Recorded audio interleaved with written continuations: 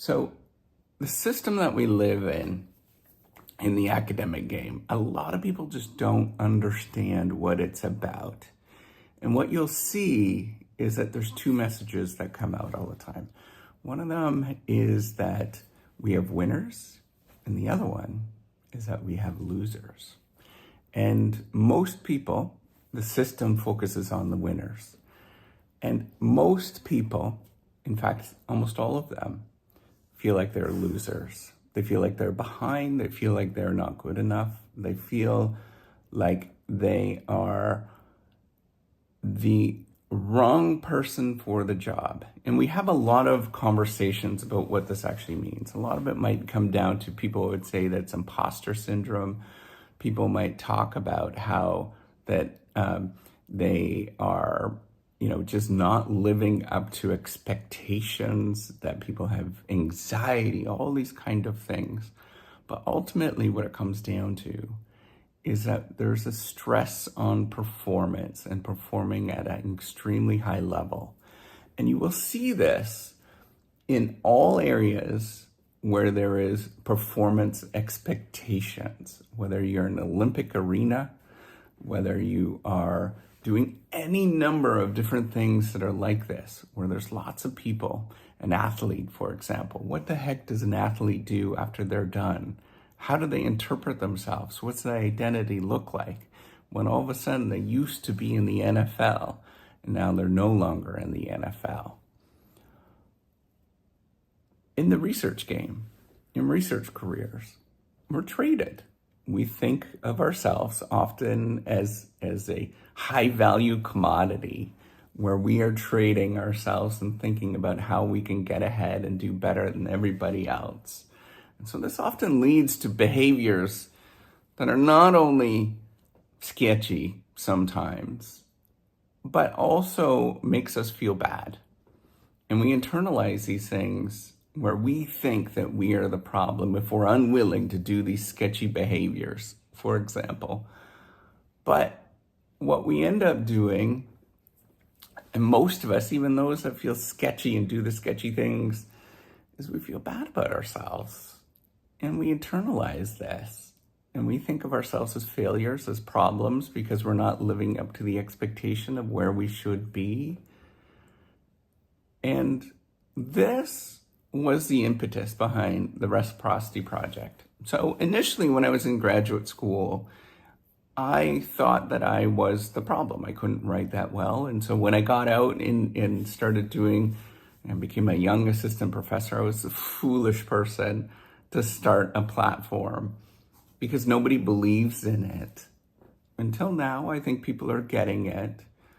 But I was foolish because I thought the problem was how I wrote. But in reality, it's actually a system that makes you feel guilty and problematic about yourself. So the Reciprocity Project has changed dramatically from where it was this technical solution. But now I believe it's actually a problem of making us feel good inside and really going down that route of saying, you're just a good enough person. So yes, I'm still building out the platform. You could look at that. I'm going to put all sorts of funny, silly things that are in there to make us feel good and get us feedback along the way, because it is a lonely and painful journey to writing a research article. And I think, what if we can have anybody at any stage of life create a research article that was non-rejectable or a grant that was non-rejectable? We got unlimited amounts of technology to do this. I'm a freaking engineer, and I was looking at this problem the whole time. This is what drives me crazy. I was looking at this problem. We can process and synthesize craptacular oil sands way up north, and we can transform it into oil so we can burn it in our cars, which doesn't make sense to me, but that's what we do. Now, if we could do that with available technologies, what the hell are we doing trying to go about this old way of thinking about we could do this ourselves and the problem is just because of us? We're the problem. We're not good enough. We're not smart enough. What if we can change this? What if The problem is the system that's in play. And what if we had a system that was encouraging, made us feel good, that was goofy and silly and all that kind of stuff? Now, I think that picks one part of it, right? Like that's one little tiny part. Now, why do I continue to do these YouTube videos? And why do I keep trying to hammer it down in your head? It's because we need to change the culture.